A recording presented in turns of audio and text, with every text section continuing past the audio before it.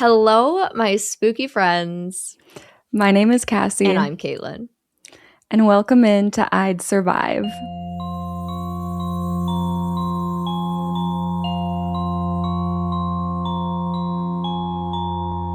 I think we're smiling so big because we're so tired. And we're overcompensating. Exactly. What's my reason to be tired, by the way? You literally got in at a crazy hour 2 nights ago, but still. Nights now.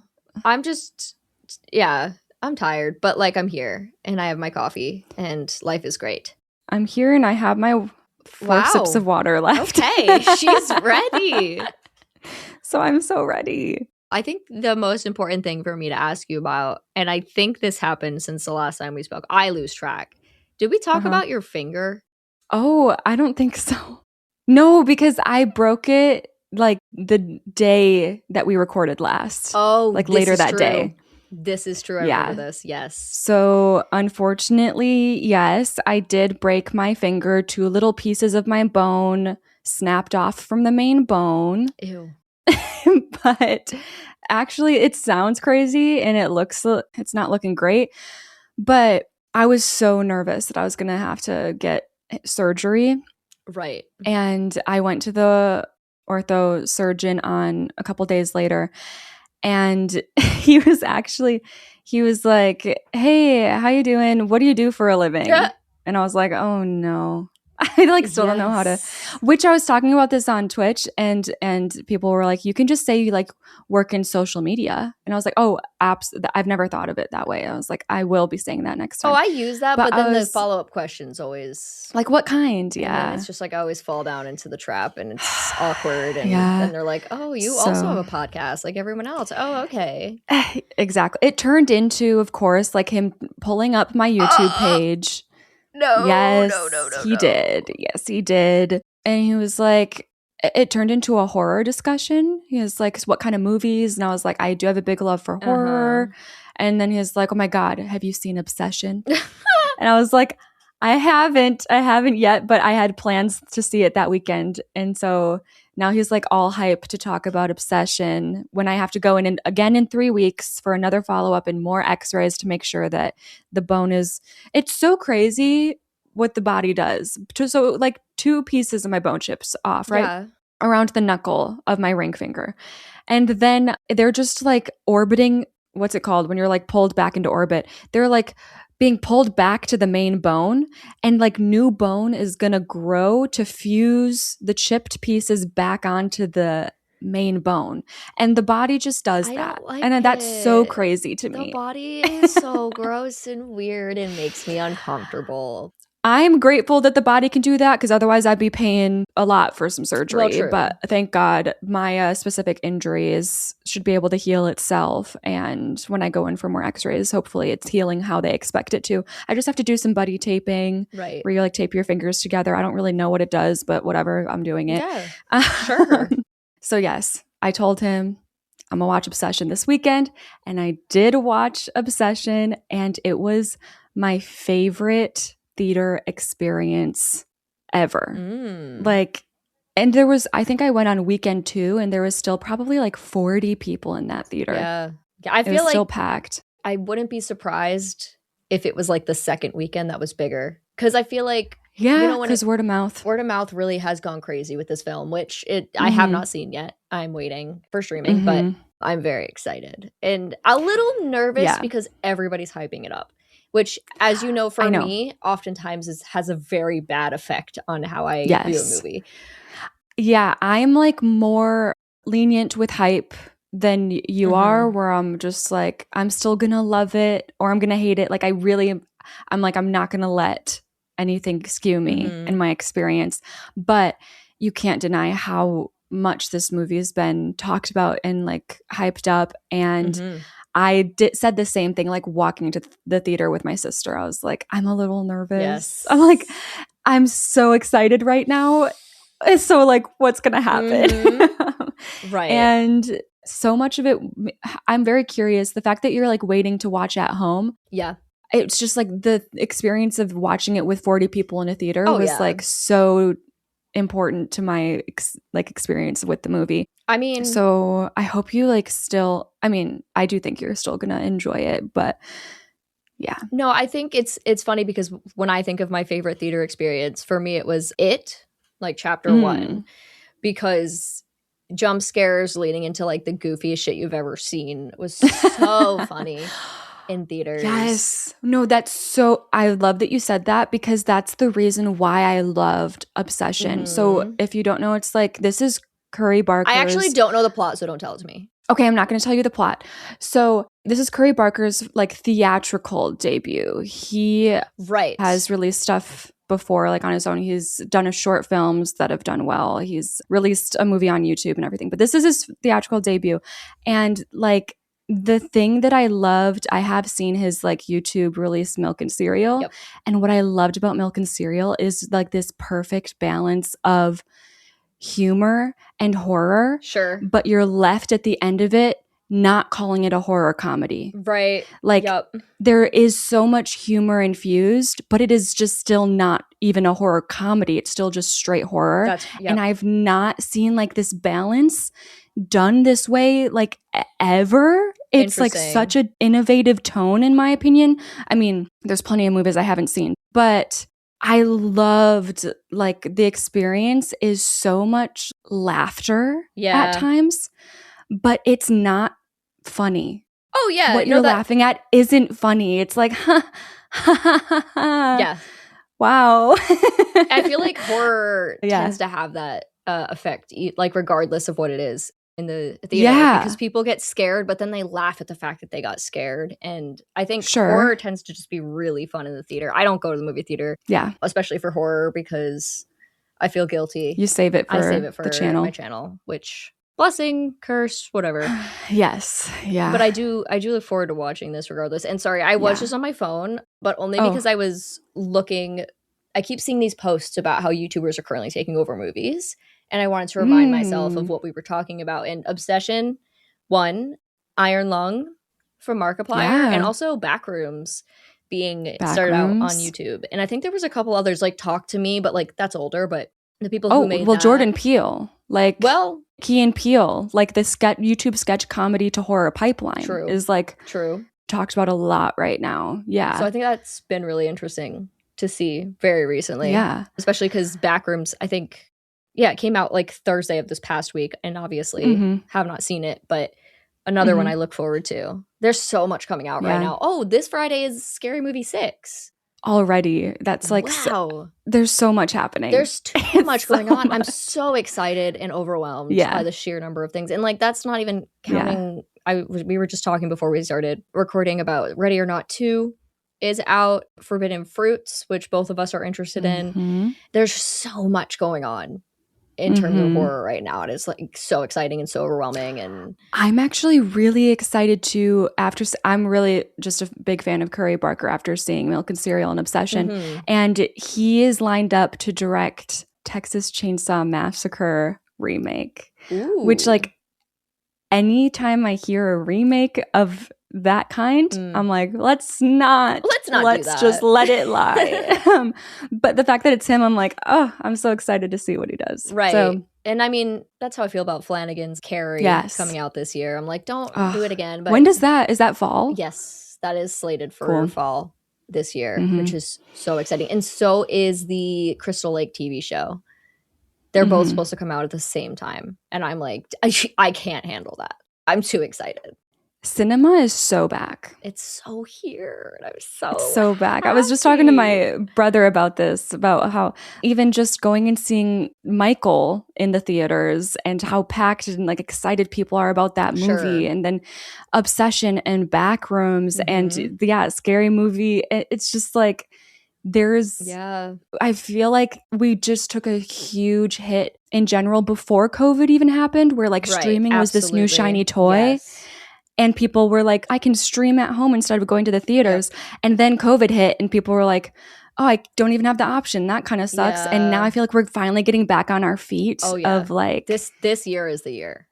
Theaters are back. And I don't know, I feel we're seeing a lot of young directors as well, which is so exciting. I feel Gen Z is just doing great things. Yes. They're like bringing like this new tone and creativity, I feel like, to just movies. And it makes me so excited. And yeah, it's just so exciting because so much horror revolves around like people in their 20s. And it's just so nice to have people in their 20s writing people in their 20s. It's like, it just hits different. It hits in this realistic way. And it works so well to like make things feel more real, which is huge for horror. Absolutely. So yeah, there's so many good things happening. Oh my God. Yeah. Oh my God. I know. It's just... Have you watched anything new? I know you've been a busy girl. No, I have not. I was at a wedding this past weekend and prepping for going away to that wedding last week. So I have not watched a single thing. Okay. I have not. Usually that's me. So it's nice that once in a while you're like, I actually got nothing. Yeah. But I did watch a movie that actually I did not talk about last week. I watched this before our last recording, and then I was like, well, I can't tell you about it because it's for the next episode. And obviously, yes, that is the movie Whistle, which has been talked about a little bit lately. It is a movie that is on our favorite platform, Shudder, a nice little horror movie platform. Of course.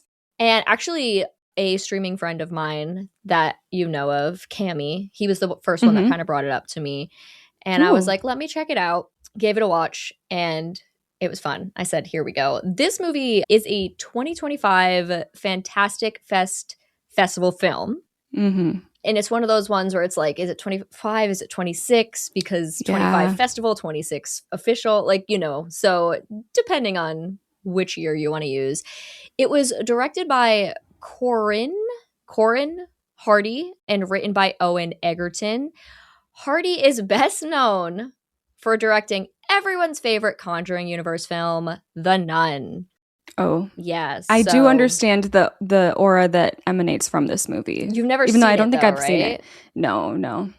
Yeah, The Nun is I love the Nun character in The Conjuring too.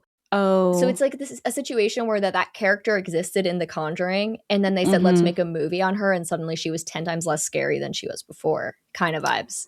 Yeah, that sucks. Yeah. So I don't know if it's necessarily his fault, but that's what he's known for, and that is about all I have for you.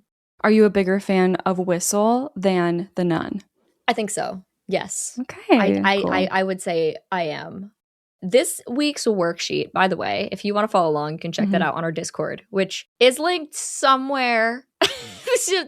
Oh, yeah. We should probably just put that in the description as well. Yeah, we can do that. Yeah. Look at the descriptions of the episodes. We got Instagram. It's there, we got probably. Patreon. We've got Discord. You can find us places. Yeah. Interesting thing that I'm going to let you know about now for this week's worksheet is it is a 3-act structure, but it is going to be reversed weight this week.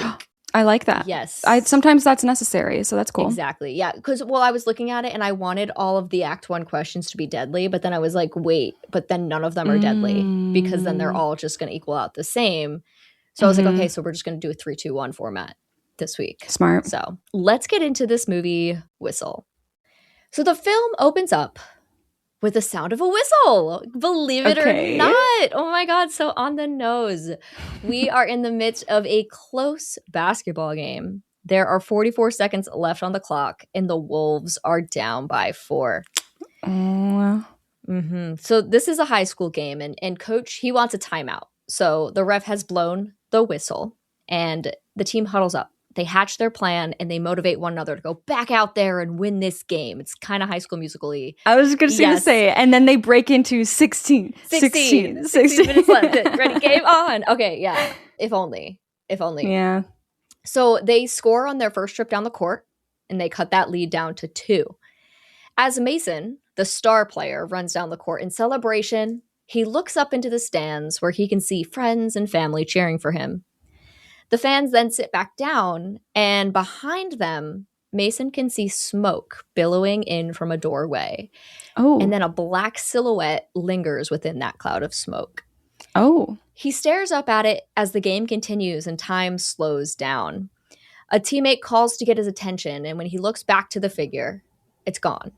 And he snaps back into game mode. The Wolves get a stop, and then with only 3 seconds left on the clock, Mason takes a 3-point shot to win the game. As the ball soars into the air, time once again slows down. It's like really, ooh, right? Yeah. The ball bounces on the rim, and Mason looks beneath the basket, and he sees the silhouette again. But this time, we can see more detail. This figure isn't just a black shadow. It's a charred human being, burnt to a crisp. As the ball continues to teeter on the edge of the rim, the figure reaches out for Mason. The ball finally drops into the hoop. The figure lunges at Mason, but so do all his teammates as they celebrate the win. So once again, Mason is snapped back into reality, but he can't forget what he just saw. He runs to the locker room. It's dark, it's empty, and it's quiet. He opens up his locker and stares at something inside. It looks to be some sort of ancient oval-shaped casing. About the size... Oh, I forgot I wrote this. I was trying to think of like what it was the same size as, and I couldn't think of anything. So you might not even get this. But I put about the size of that magical egg in that one Barney movie. Do you know the Barney movie with the magical egg? I do not. Okay, well... it's a little bigger than like a big mug kind of vibes. So when you said like magical egg from a Barney movie, the size that came to mind for me was like a desktop lamp. A little smaller. So it's smaller. Yeah. I literally could not think of a single thing so funny. that was this size. And I was like, oh my God, except that rainbow egg in that Barney movie that I used to watch all the time. That's so random. Yeah, sorry. I don't think I ever watched I think I remember having a Barney movie on VHS, but I don't know which one it was, and I have no memory. I think he scared me. Weirdly, he scared me a little, which I was not the kid to be scared by stuff. Well, so but I don't know. Barney's so valid. Yeah. Because what is that? And why do children enjoy that? I do not know. But anyway, he pulls this like case out of his locker, takes it out, he places it on the floor, and then picks up a weight as though he's going to smash it over this case. Just then, heavy, sizzling footsteps can be heard stomping in the next row of lockers. Please, not yet, Mason screams desperately. The footsteps continue. Mason raises the weight above his head and smashes the casing. Pieces scatter everywhere, and it goes silent. But then his team bursts into the locker room, hooting, hollering, celebrating. They're all excited to see the game's MVP, Mason, who they also call Horse, by the way. That's his nickname. Okay. Mason looks relieved, but still on edge. He joins in on the celebrations, and then we abruptly cut to Mason taking his shower in the school locker room a little while later. Okay, I need to immediately know what kind of shower situation this is. Is it the giant communal shower, or do we have stalls? It's not like giant, but it's more of the communal vibe. Oh, so scared. Like, I'm scared of, I don't know why. I mean, public showers scare me in horror movies. It's one of those niche things. For sure. But when it's communal, I'm just like also uncomfortable. Oh, yeah. So it would never have been me when I was younger. No. Like, yeah. I was the girl who went into the stall to change for gym class instead of doing it in the locker room. Like, that was me. I remember when, okay, it is a side tangent time. We love it. We were graded on showering. I'm sorry, you were what? Yeah, it was part of our gym grade. You had to shower. And it was a big communal shower, like with like shower spouts. And you grab your towel, you have to go in, and then you'd have to come out, and our gym teacher would be standing in there, and she would have to do a check on you to make sure you were actually wet and that you actually took your shower. What the fuck? Of course, you kept your towel on, but yes. And then she would mark you down like, okay, like you got your grade for that day. That is like, I'm sorry. That is like so insane to me. Me too. Okay. It's one of those things where like at the time it was just like, oh, whatever. This is what we do. This is annoying. But now I look back on it and I'm like, that's really fucking weird. That's so weird. But I remember we would keep our like underwear on and our bra on, and then we would just take down the straps to like make it look like we were naked underneath the towel. And then we would just like get our arms and legs like really wet and like enough to pass inspection. And then like go back and like just put our straps back up and get dressed, you know. That is so because like let's be so for crazy. real, I wasn't doing anything in high school gym class that warranted a shower. Right. Like I was not. I just did not need it. Around. Yeah, no. Yeah. No, that's wow. No, I didn't shower after gym class. Like it really, you're right. It was not necessary. No. Well, that's wild. Yeah, my horror movie. Yeah. Anyway, Mason. Yes. He's taking his shower. And he's like smiling and like taking in all the emotions from the game. And his teammates call for him out in the bathroom. He jokes with them like for a little bit, but then is cut off when the sizzling footsteps return. Mason looks to his feet where he can see black water going down the drain. When he turns around, he is met face to face with the fully charred figure. He lets out a scream. It's brief. And it's brief because the figure grabs his throat with one hand and then shoves the other down his throat. As the hand goes down his throat, Mason goes up in flames. The skin on his face breaks apart, revealing bright orange embers beneath. His friends heard his brief scream and they come running in. When they arrive, they find Mason fully on fire in the school shower. He crumbles to the ground and dies. And we get the title screen for Whistle. That's so odd. I don't know what's going on. Yeah, no, that's a valid place to be. You're in the right place. Yeah. Because what the hell was that? Yeah, I'm like, is this... Okay, the obvious thing is like this is like a ghost that died from a fire and is like wreaking vengeance. That's my official guess. It could also be something that hasn't happened yet. And it's like trying to warn people about a fire that hasn't happened yet. But then why would you just kill them? Unless they're not trying to. I don't know. That one's it's all weird. over the place. That theory is weird. It's a weird place to start out a movie. Yeah. High School Musical gets a little scary. And we're okay with that. We're okay with that. Yeah. So some pretty vibey, chill music kicks in, and we are informed that it is now 6 months later. A girl named Chris, spelled with a Y instead of an I, in case you were wondering, it does matter. It does. It really does. She is being driven into a new town, and the boxes in the back tell us that she's moving here. The town's a little run down. We drive by some like big, ugly industrial plants and like mills on the way in. And then we cut to Chris sitting on a rooftop, doodling in her sketchbook. She zones out, and for a moment she falls into a soundscape of sirens and police radio chatter, all very indistinct. You can't really make anything out. Her thoughts are interrupted by a startling knock on her bedroom door. It's her cousin Rel, who she is going to be living with. He's happy to see that she's all settled in and offers to help with any more unpacking that she might have to do. And he glances down at a box of vinyls and immediately starts judging her music taste. When did you get into all this geriatric stuff, he asks. The last time they saw each other, they were 11, and now they're in high school. So yes, her music tastes have changed since then. It's Chris's first day of school, and Rel doesn't want it to be late, so they should get going. Rel and Chris, oh, this was great. Rel and Chris pull into the school parking lot to Ballad of a Homeschooled Girl by Olivia Rodrigo. Oh, totally. So random. So crazy, because like you just don't expect to hear that kind of music like in a movie like this. Yeah. And okay. I was like, oh, this is a good song though. Like this is my I love this song. So on the way inside, Rel is talking Chris's ear off, saying that just because they're cousins doesn't mean she has to hang out with him and all his nerdy friends. And the look on her face says that she's well aware of that. Rel also goes out of his way to point out a girl named Grace. This is a girl that Rel has a massive crush on, by the way. Okay. And Grace is standing with a friend of hers, Ellie. And Chris notices Ellie immediately. And we get immediate vibes of Chris thinks Ellie is very pretty. Chris finds... yes. Happy June. Yes, I know. I was thinking that. Let's go. Let's go Pride Month. Yeah. So Chris finds her locker, and she asks Rel why the word horse is carved on the front. Ooh. As she opens the door, he starts to explain that it was Mason's nickname, when another kid in a Letterman jacket comes up and slams the locker door shut. "You can't use this," Dean says. Chris says that she was assigned this locker, and that's when Grace walks over. She's dating Dean, and she's like, cool it. The school's been around forever. All these lockers belong to dead people at this point. Yeah. Wait, I've never... Okay. That's nice. I've never thought about that. I know. Isn't that creepy? I was like, oh, I didn't need to hear that, but thank you. Wow.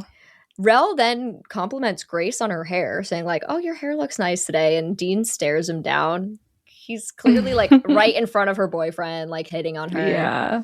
Oh my gosh. I love how messy it is already. Oh, yes. It's very messy. Yeah. Rel introduces his cousin to Dean and Grace. And Dean's like, wait, this is the new girl? I heard she just got out of junkie rehab after she killed her dad or something like that. like when you had new kids at your school, did this kind of stuff happen? Never. Because me either. Never. This is another thing where we need to ask the masses. Yes. Like, were insane rumors started for new kids at your school? Because that's never something I've experienced in real life. Like, people were just like, oh, hey, new kid, what's up? Yeah, it was never like this, but it always is in horror movies. Yeah. And I don't know. Just movies in general. True. Yeah. So this other guy in a Letterman jacket, Tanner, starts piling it on with Dean when Ellie comes over and tells him to knock it off. Dean doesn't listen, earning a knee to the balls from Chris because she's not about to take his shit. Wow. Yeah. But unfortunately, this is also the moment when Mr. Craven decides to walk by, also giving him the name Mr. Craven. I'm like, guys, come on. We've done this 100 times over. Like, let's stop. I know. But he walks by and he immediately hands out detention to Chris, Rel, Dean, and Grace. Ellie tries to jump in and defend Chris, which just lands her in detention as well. Okay. And what, Tanner's free? Fucking Tanner, dude. He is the character in the movie that is there, but you forget he exists. Like, it's almost like all his scenes got deleted. Well, that's interesting that you say that, because as you've like introduced these characters, I have like a little dash next to every name as to why they are important. Sure. So like Chris is the main, Rel is the cousin, Grace is the Rel's crush, Ellie is Chris's crush, and then Dean is Grace's boyfriend, and then Tanner. Yeah, and that's all you need to know. It's just there. He shows up like twice and is completely irrelevant to everything. Why do they do that? I genuinely, just take him out. Yeah, I genuinely think his scenes got cut. That kind of sucks. But I wonder if and when he will die. Mm-hmm. That'll be interesting. That's a fair question. Okay. So the bell rings and everyone heads to class except for Chris and Ellie.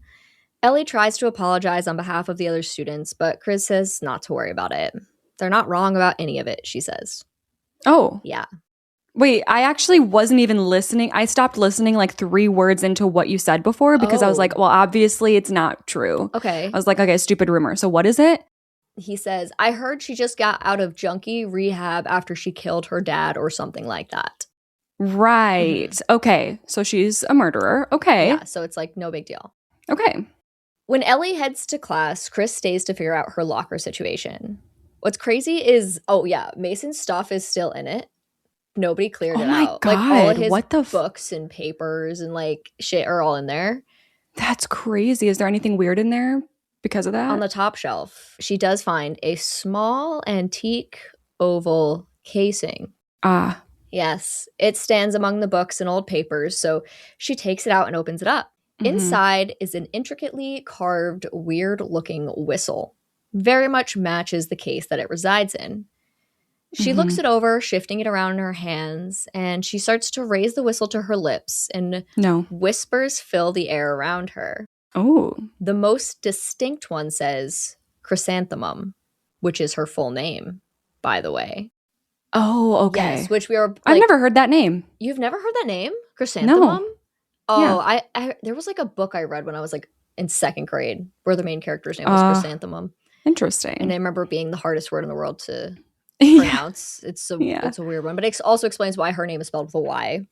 Right. Yeah. So before Chris can blow the whistle, the bell rings again, startling her, and then she puts the whistle down in her bag.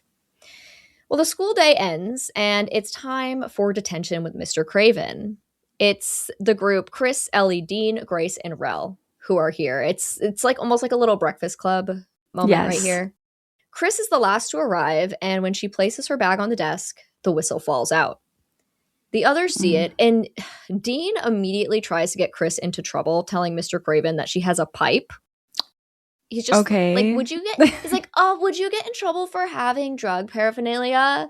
And Chris is like, it's not a pipe, but Mr. Craven wants to see it anyway. Okay. Being a history teacher, he seems really interested in it and is able to identify some of the markings as Mayan. Ellie asks if he's able to translate anything the whistle says, so he gives it a closer look. He can pick up on some words, and they're rough translations. There's the word Kaba or Kaba, which means to talk or call out to. And then there's another word, Pixan, Pixan. Before Mr. Craven even has time to think, Grace has plugged the phrase Kaba Pixan into a translator. It means to summon the dead. Okay. Right, which everyone wants to do. So yeah. Mr. Craven, he's honestly a little disappointed that Grace did that because, like, he wanted to use his degree, and it seems like that he doesn't even need that anymore. Kids these days, they can just blah, blah, you know. Chris goes to take her whistle back, but Mr. Craven says he better hold on to it. It could hold historical significance, and plus she found it on school property, so it's not really hers anyway. Yeah. He then immediately dismisses detention and tells them they're to write a random-ass essay instead. And they're annoyed, but they're also just happy to get out of there. Because they were literally... No, I'd rather just sit here for 30 minutes instead of have to write something. Oh, I'm with you on that. Because it's like a 5-page paper. And I'm like, oh my God. Yeah. That's crazy like, for a detention. Exactly. I was like, ooh, no, thank you. Yeah. So as they're heading out, Ellie extends an invite to Chris. We're all meeting at Grace's to watch her compose a 6-page haiku on blood sacrifices if you want to join. I don't really get this joke, but that's what she says. I was gonna say, I don't know if I would know to take that as a joke. Yeah, I'd be like, cool. That's why good for you. It was a moment where I you know how sometimes you're writing the script for these and you're like, is this significant? I don't remember, so I'm gonna write it in. yes. And then later I realized it's not significant, but I kept it in. So it's just a fun little anecdote. Yeah, exactly. Yeah. Love that. And Dean's annoyed. Oh, we're all invited now? And he says as he glances over at Chris, and Grace turns to him, his girlfriend, and says, yeah, baby Dean, we're all invited. Even you. Cool. It's called being welcoming and not an asshole. Okay. So she may be dating him, but she's clearly not on the same level as him. Good. He's just pure asshole, and I don't know why she's dating him. I really don't. Right. Makes you wonder, man. Exactly. Well, back in his classroom, Mr. Craven is doing some research on Mayan artifacts and specifically how much they're worth. He sees some hefty selling prices on this one website. We're talking like $35,000. So he decides, he's going to sell this whistle. Oh my gosh. Mm-hmm. He starts making a listing, and then the site asks him for the condition of the item. He's not sure, so he has to test it out. Oh. He picks up the whistle, and the whispers start again. They're saying his name. When he blows on the whistle, we watch from outside the room. Mm-hmm. Why would you? Okay. Doesn't even think twice. And we don't hear a sound, but we do see the glass window, like on the door, crack. Mm. Chris and Rel have made it to the car, and Rel apologizes for the things that Dean and Tanner had said to her. It wasn't your fault, you know? Chris just says she doesn't want to talk about it. Suddenly, Rel realizes he left something important inside. It's some comic book called Revenger, and it's very important to him, so he races inside to go get it. And when he gets back to the detention classroom, Mr. Craven has stepped out. So Rel happens to see the computer screen open to Aztec Death Whistle, and he sees that the selling price is $35,000. So he can't resist. He's going to grab that whistle back. Mm-hmm. Outside, Chris is zoned out again, hearing those sirens and that police radio in her head. And there's something said about a collision and 2 bodies. Oh. A voice nearby snaps her out of it. A kid is walking up to her, and he introduces himself as Noah. He's the youth pastor at the nearby church. He asks Chris if she worships, and she says she's not really into religion. As he lights his cigarette, he invites her to come by the church anyway if she wants to meet some people. Being new in town, he says, you might not know where to go if you need something. He takes a step toward Chris, and she takes a step back, looking a little concerned. I don't, Chris says. And Noah says, sure, she's clean now, but if she ever wants to get a little dirty, she knows where to find him. What? Mm-hmm. The pastor. Youth pastor. He's a kid. Why does that change everything? Youth pastor changes. He is a kid. Like a high school-aged kid. Okay. Yeah. That's interesting. He even tries to hand her a small little baggie as a welcome gift, but that's when Rel comes outside and he starts screaming at Noah to get the fuck away from her. Oh, wow. Yeah. A small scuffle ensues between Noah and Rel, where Rel actually pulls out a knife on Noah. God has a job for everyone, he says. I'm just trying to help those in need. Noah's a weird guy. Yeah. Yeah. What the hell? Noah's a bit of a strange guy. You just, like, it's super weird because you're like, oh, he's youth pastor. And then he's like, here's some drugs. And you're like, oh, what the fuck are you? Like, I don't know. He's kind of crazy. Yeah. But Noah heads off, leaving Rel to tend to the cut on his face. Did I say Rel pulled a knife on Noah? I meant Noah pulled a knife on Rel. Of course. Yes. That makes a lot more sense. Mm-hmm. So Rel has to tend to that cut on his face, and he also fills Chris in on what's up with that guy.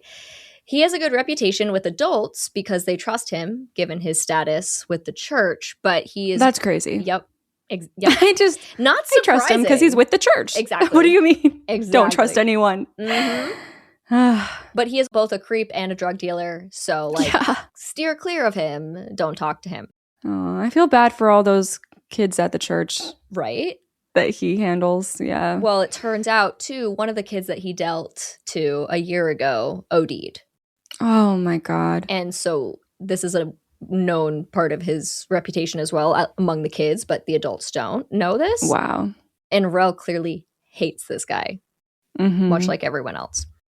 So Mr. Craven, he sits in his office looking at cruises. He's clearly already planning on what to do with that money he's going to get.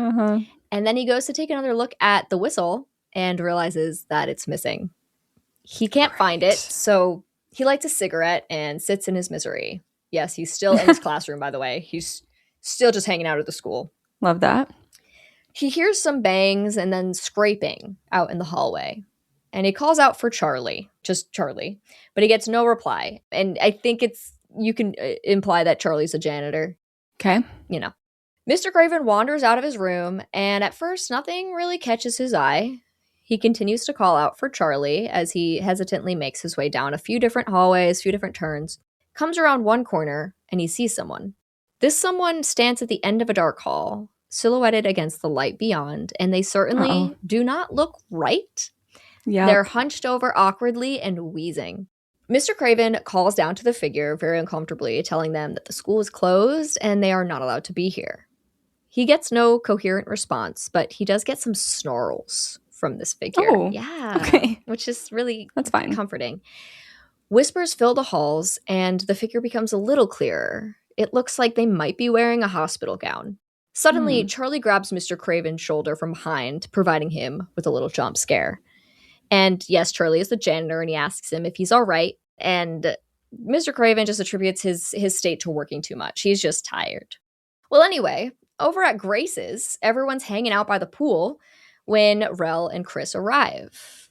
Rel's excited to tell them that he stole the whistle back from Mr. Craven's room. Mm-hmm.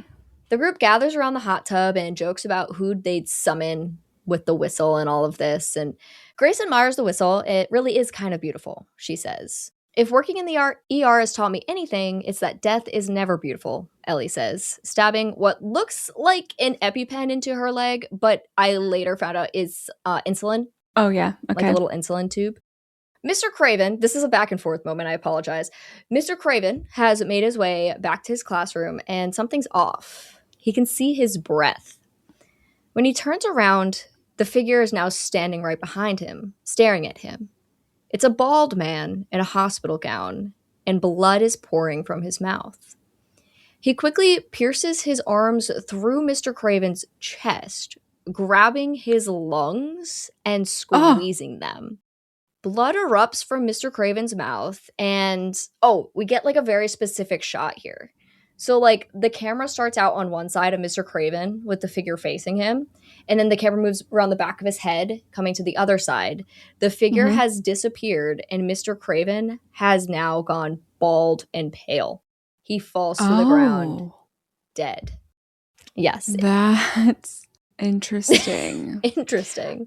So I'm now learning that they're not all ashes and fire people. Right. They are like representative of specific ways that they've died. Mm-hmm. I wonder if there's a reason. No, well, I mean, the reason is that they blew the whistle.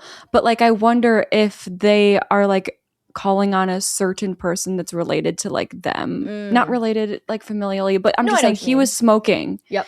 You know what I mean? So it's like, okay, well, this is, and then like squeezing the lungs, I'm like, is that connected? Right. But I don't know how that would work for the first guy. He was just on fire on that court, you know what I mean? Yeah. So that's why. Just draining those shots. It's crazy. Yeah, interesting. So at Grace's house, she just seems really interested in blowing the whistle. And everybody but Chris is into it. And Chris decides she's going to head out because she's got some unpacking to do, but Ellie tries to get her to stay. Chris insists that she has to go, but before she can make her way to her car, Grace blows the whistle. Mm-hmm. The sound is near damn unbearable as everyone clutches their hands over their ears trying to shield themselves from the awful noise. Grace blows the whistle for about 3-ish seconds, but it's a long, drawn-out 3 seconds. And everyone stays silent for a beat afterward. They clearly all felt something. It was very weird. No one's really going to say much about it except for Rel, who says, "That was intense." But then Dean interrupts. Wait, he says. "I think I hear something coming." He pauses. Don't fuck with me right now. He pauses for dramatic effect before letting out a fart beneath the water. And it has to be a fart? And it's a fart. He thinks it's fucking hilarious. Yeah, no, you should not like Dean. Dean sucks. Like, he's just... Oh, poor Grace. Yeah, I know. Okay, on that note, I think I'm going to head out, Chris says, heading for her car. Ellie follows after her and invites her to come to the Pellington Harvest Fest tomorrow. And we definitely get some strong flirty energy here until Rel comes running out telling Ellie she forgot something before tossing her a bag. "Diabetic," Ellie says, turning to Rel. "They're my medicines." Ellie has to run off to work at the hospital, but she tells Chris to text her about tomorrow. Once she drives off, Chris asks Rel if Ellie is straight. "I don't know," he says, "but something tells me we're gonna find out." And this is the end of Act 1. Okay. How many questions do we have here? 3 questions. Because I feel like, I was going to say, I feel like there's not too many. They're pretty, like, pointed. Mm-hmm. Like, it's very obvious, like, what absolutely not to do here. Absolutely. You know? Yeah. And like I said, Act 1 is going to be the heaviest of our acts, and I feel like you can probably tell why already. Yes. So definitely. I'm curious to see how this goes for you. Obviously, I know how it went for me. Yeah. Would you refrain from blowing on the whistle to test its condition when listing it for sale? Yeah. Because, like, okay. I get it. Like, it's not the stupidest thing ever I hope to not. do. Because if you... It's not like you found it and you're like, oh, I'm going to blow on it for no reason. Like, there's a purpose behind blowing on this whistle. But, like, if it looks good, I'm going to say it's good. I don't think I need to blow on it. And if, like, they get it and they're like, hey, actually, it doesn't work. It's actually only worth $10,000. Like, okay, they can tell me that then. Sure. Okay. So I don't think I would. But I'll go. Wait, how did you phrase it? How likely are you to not? Yeah. Would you refrain from blowing on the whistle? Yeah. Would you refrain? I'm going to go 68. Okay. Yeah. Okay. What did you do? Did you do like 2? 4. Why wouldn't I blow on the whistle? Why wouldn't I? Because when you put it to your mouth, it whispers your name. Well, wait, they don't hear it though, I don't think. Oh, they don't hear it? No, like they don't, they have no reason to be suspicious unless you're somebody who is a suspicious person. But it has creepy engravings. It does. And it comes in a special weird box. Yes, and they did find it. And I don't know whose mouth has been here. And I'm kind of a little bit weird about that. That part is fair. Yeah. Entirely fair. For me, though, I'm like, I got no reason not to. I'm not overly superstitious, I should say, about stuff like that. The only thing is like a Ouija board. Mm-hmm. But at this point, I'm like, oh, a whistle. But he also knows that it's like the engravings said like calling the dead. Yeah, but I don't think he. So Caitlin, but he doesn't believe in that stuff. But you so don't believe in it that you don't even care and you're gonna just blow on it. Yeah. Wow. I don't. Yeah. Especially if I'm just trying to sell it. It's like, oh, does it work? Yeah. Okay. Like that would not bother me. I think with like the message on it and the creepy, like the engravings and the calling the dead shit and the weird box comes in. I don't know whose this was, where it came from, who's blown on it. Like, I'm just going to say it looks good. Yeah. I don't need to blow on it myself. And if they have a problem with that, they can tell me later. Okay. Yeah. I respect that. Yeah. I think this is going to be very torn for our listeners too. I think, in terms of... I have no idea because I don't think either of us is weird for this. No, exactly. You know what I mean? Exactly. So I don't know how which way people would sway with this. Right. I also have a sister who like hardcore believes in evil spirits and like bad energy and everything. And I like we'll be at the store and she'll see like kind of like a creepy looking doll and she'll get genuinely mad at me if I even just touch it. She's like, don't. So I like... You're used to that then. Yeah. That makes sense. Yeah. Fair. So your second question, and I want you to put yourself in anybody and everybody's shoes in terms of this friend group. Okay. Would you skip out on Grace's little hangout after school? Whether you're Dean like, or Chris, bro, Rel, or... The question is, would you choose to be around Dean more than you have to? That's the question you're asking me. Because I'm so particular. Like, if someone annoys me, I'm not dealing with it. Not. Okay. Like, if my friend has a friend that pisses me off, I don't want to really hang out.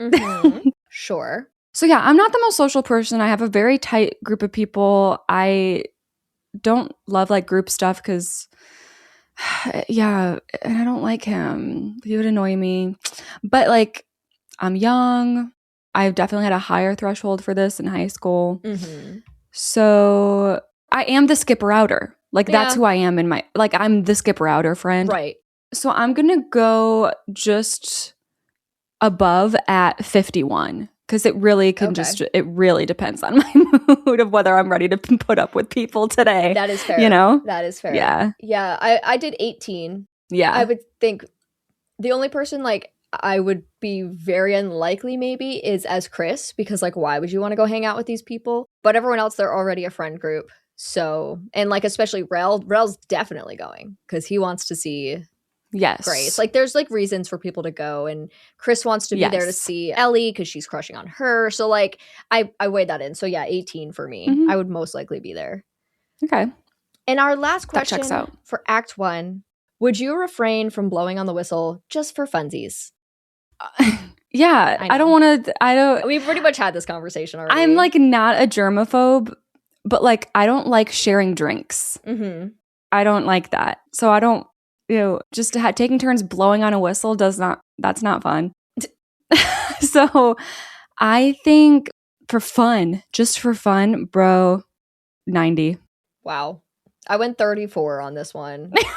I love when this happens to us. It's happening more and more recently. I don't know what's going on. I'm just like becoming less aware. You're becoming more aware. Well, actually, I think that's what it is. That's like not the right way to put it because that makes it sound like you're just like like you're not. But it's more like you are like letting go more. I'm just such a uptight girl living in an uptight world. So I feel like we're both falling into like the opposite ends of that spectrum as we get older, and we need to hold on to each other and pull each other more to the middle. I agree. Somehow. I agree. This is why our averages are ending up very central these days. Yeah, because I'm on one end and you're on the other. And yeah, it's kind of funny. Ugh. Yeah, so 90 and 34, and remember, this is your heaviest act. Okay, mine comes out to 70%. Mine is 19. Okay. So, yeah. I would blow on the whistle. Like, why not? I know you would. No, I think, like, I love that for you. Yes. I'm just thinking about, like, I need to have more fun. I think I do need to have more fun, actually. The fact that you're going to survive, you're like, I don't know, man. I don't know. It works out for me here, but, like, if we were on a night out together and someone presented you a whistle, you'd be like, ooh. Whoa. Like, sounds good. I would not I would not hear the end of that whistle for the rest of the fucking night if someone gave Caitlin a whistle on a night out. So true. Okay. Whereas, like, if someone gave me a whistle, I'd be like, what do you want me to do with this? You can keep it. You can have that. And I'm like, no, woohoo. Wow, you're so right about that. You're so right. That's so... This is so funny. This is such a this is not how I expected this to go, but actually it's exactly how I should have expected it to go. Right? This is so fitting. All right, we're going to go into Act 2. So back at home, Chris is listening to her records and she tries drafting out a message to send to Ellie. She types and deletes, and she doesn't know whether she wants to go to Harvest Fest tomorrow or not. She then just types out what she really wants to say, that she wants to go, but she's afraid to go anywhere and fuck up her life again, but she thinks Ellie's smile is the best thing she's ever seen, so she does want to get to know her. And Chris looks up from her phone and gets distracted by something outside her window. In a tree across the street stands a person, just way up on a limb, all casual-like in the tree. Oh dear. Chris stares them down, and their shadowy self stares back. The whispers kick in before being interrupted by Rel coming into the room announcing that he's brought hot chocolate. Of course, when Chris looks back out the window, the figure is gone, but she does tell Rel what she saw, or thought she saw anyway. They chalk it up to her eyes playing tricks on her. And Chris's phone then dings, and she realizes her worst nightmare. She did hit send on that message to Ellie, saying everything that she wanted to say. And Ellie has just responded saying, "Dad's a dentist," smiles on the house. She's embarrassed, but also low-key underreacts here. Like, I would be so beyond mortified if I sent that message saying all of that shit. Just because, like, I'm not that person. Like, I will not compliment people. Right. So I would have been so scared. But like, that's not good or bad. It's like, okay, right? Wait, what did she respond? Well, she was like, "Dad's a dentist," smiles on the house, because she'd complimented her smile. Yeah, she's not really playing into it either. She's kind of just saying, like, thank you in a funny, goofy way. But then Ellie texts again and just says, "See you tomorrow?" ? And Rel helps Chris keep her cool and simply reply with a "see you then." So it went well. Okay. Like, they're going to go together. It's going to be great. I would just be freaking the fuck out because I just, you need to know the energy immediately. Like, yeah. If somebody doesn't make 100% of the moves, it's not going anywhere because I'm so scared. 100% of the moves are 100% clear in intention. Exactly. You know me. So we get a cute little shot here of Ellie at the front desk at the hospital. She's doodling a chrysanthemum flower. It's very cute. Yes. Now Grace, she's going to start working on that essay for Mr. Craven's detention while she's still in the hot tub. Must be nice. Like, just be sitting in your hot tub doing homework. I know. You know what I've always wanted to do? What? A hot tub in the cold. Oh. Like in the snow. In the snow? That's on my bucket list. Yeah, it seems so nice. I would love to do that someday. Someday it'll happen. One day. It has to. We'll cross it off together. And then we'll be like, kind of cold. You want to go inside? Yeah. We'll be there for 2 minutes and be like, actually, this is not that exciting. Hate it. So as she sits there writing, pen to paper, by the way, kind of nice, she hears some rustling and then the snapping of twigs somewhere in the yard. Very classic. Some groaning and whispers kick in, but Grace thinks it's her little brother Timmy just messing with her. So she yells for him to knock it off. She gets out, wraps herself in a towel, and starts to head inside, but another rustle draws her back. "Hello?" she calls out. She wanders farther back into the yard. Some thuds draw her attention to the house, where she sees the lights in her little brother's room shut off. Now, while she's facing the house, we see a figure do a quick scurry crawl behind her. Love it. Yes. I mean, I hate it, but I love it. Hate it, but love it. Exactly. By the time she turns back, they've crawled behind this like little flower box. Whispers call her name, and we get one of those shots. Oh, I love these shots where something's in frame, but you don't realize that it's there until it moves away. Kind of vibes. I love those shots. Yeah. And I didn't notice it until I rewatched, but it was like the head was peering out from behind the box, and then it like moves back behind the box. And I don't think she saw this, or at least I hope she didn't, because she just keeps walking toward this flower box. Oh my God. She reaches it, peers behind it. Nothing is there.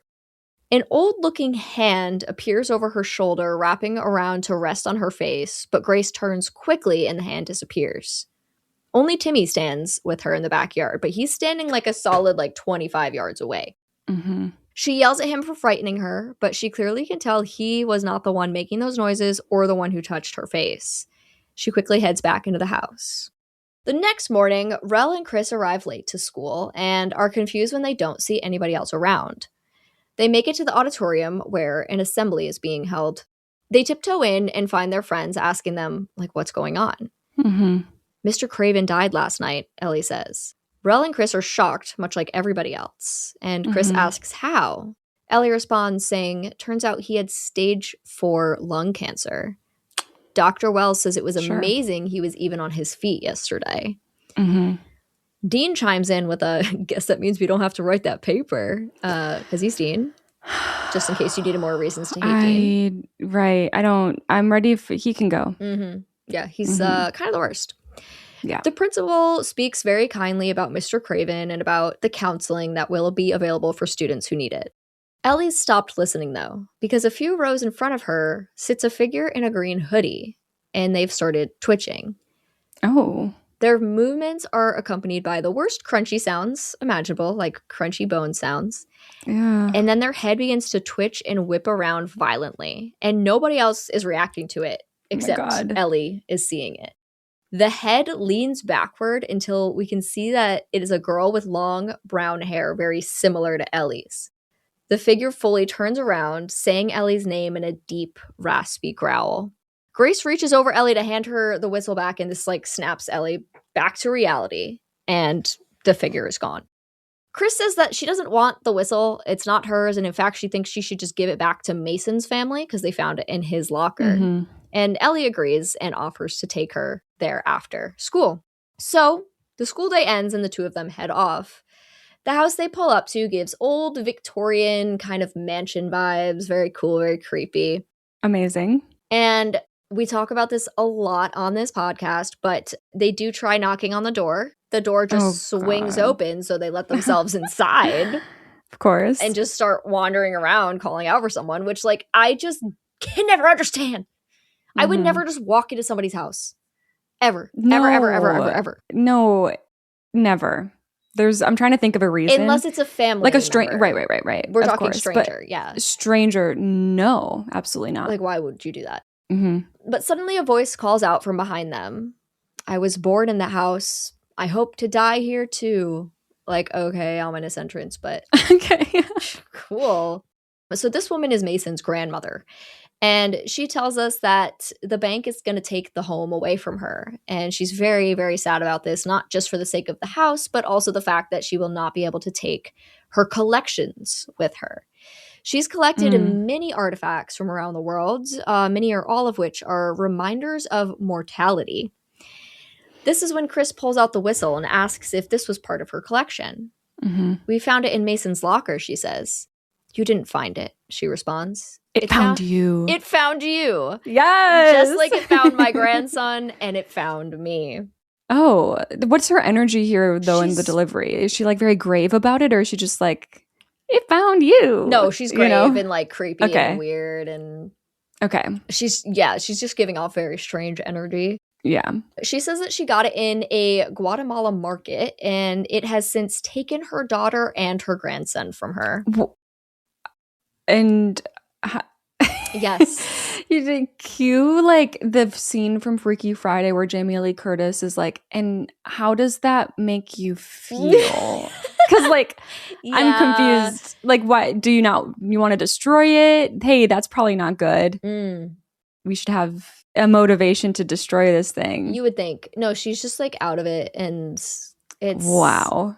Yeah, it's weird. I think when I was looking at stuff about this movie after, this scene and her character are kind of the most criticized part of the film because it's that energy where you're girl, what? Yes, why are you talking yes. About this? It is super weird. Exactly. Okay. And then she goes on to explain the whistle to us a little more. In Coca, the cry, the stolen treasure from a plundered people. And Chris is okay, well, we were told that the markings on here say summon the dead. The woman lets out a slight chuckle before correcting her. Summon your death, she says. She gets all weird and starts talking about how the moment you're born, so is your death.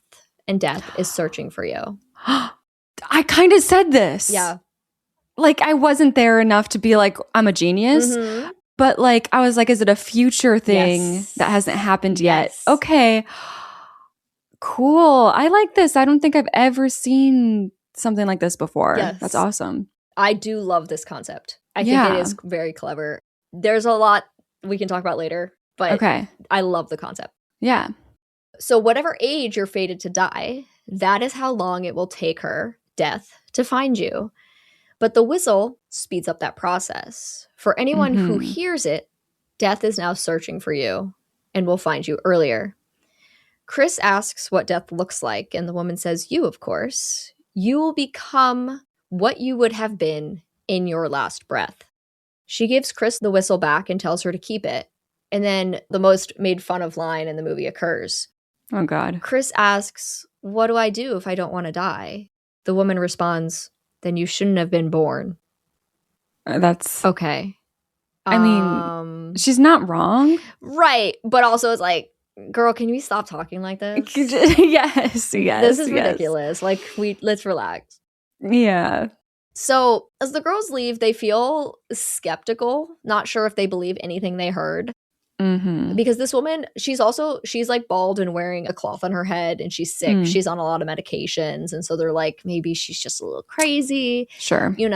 But Ellie says that something that they should do is go take a look at Mason and Mr. Craven's medical files at the hospital that she works at. Because maybe, I don't know, maybe that could tell them something. So that's what they do. They sneak into the records room at Pellington Hospital and pull Mason's file. Ellie had found his death somewhat suspicious to begin with. Burning alive in a shower? The school claimed it was a gas leak, but still. Due to Mason's manner of death, dental records had to be used to confirm his identity. And looking at these records, they come across a strange note. The bone structure suggested these were the teeth of someone in their late 40s. But of course, Mason was only 17. So that doesn't make a ton of sense. Except they do remember that one thing the woman had told them. You become what you would have been in your last breath. This must mean that Mason was destined to die via gas leak when he was older. And then it also explains Mr. Craven, like you had said, the cancer was going to kill him eventually, a little later in life. It just all caught up to him very quickly since he blew/heard the whistle. Yep. The girls also come to the conclusion that they and everyone who was at that get-together the other night are next. So they have to warn them. That night is Harvest Fest, remember? Essentially, it is a fall-themed carnival-like vibe where everyone comes dressed up in costumes. And Rel arrives and spots Grace in the middle of a deal with Noah. After Noah walks off, he tells her that she doesn't need that stuff. But she's like, it's just weed. It's fine. Like, whatever. Rel starts hitting on Grace and even asks her to just give me a shot. Just give me a shot, right? And she tells him that he's a sweet guy and a good person. Someday you're going to make someone better than me so happy, she says. But then she kisses him on the cheek and it pissed me off. No, because that's like so manipulative. It feels like pity. Yeah, like like that's just going to make him want you more. He's going to feed into it. Yeah. It's horrible. It makes me mad. Yeah, I don't like that. And that's when Dean shows up and Grace goes to him. So, yes, very shitty of her. But anyway, she and Dean are going to play a little game. There's a maze, and within the maze, you're supposed to find and ring the bell. We're very familiar with spooky mazes on this podcast. Yeah. So here we are again. Grace wants Dean to give her a 2-minute head start before he comes in after her. So off she goes.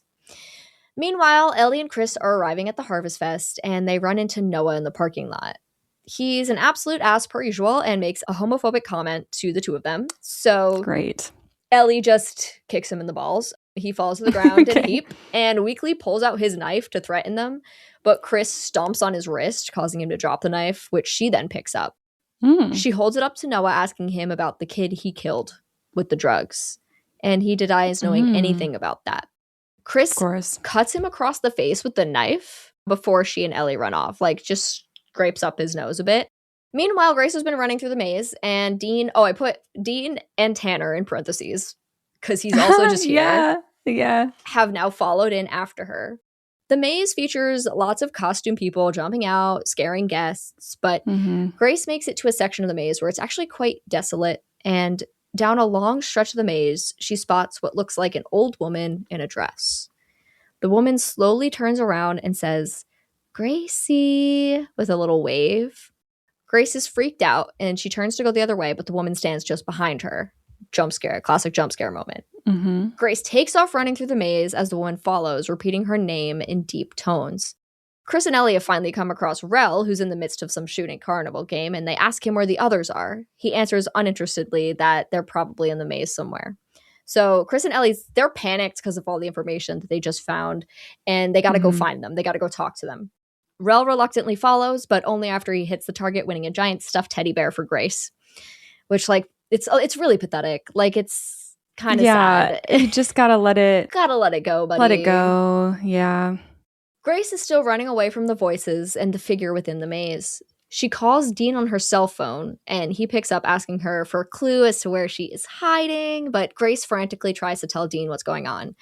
There's a scary woman following her, but understandably, Dean's like, well, it's a haunted maze. Like, yeah, that's going to happen. Grace rounds a corner to see the decrepit, ghostly old woman standing on top of a hay bale.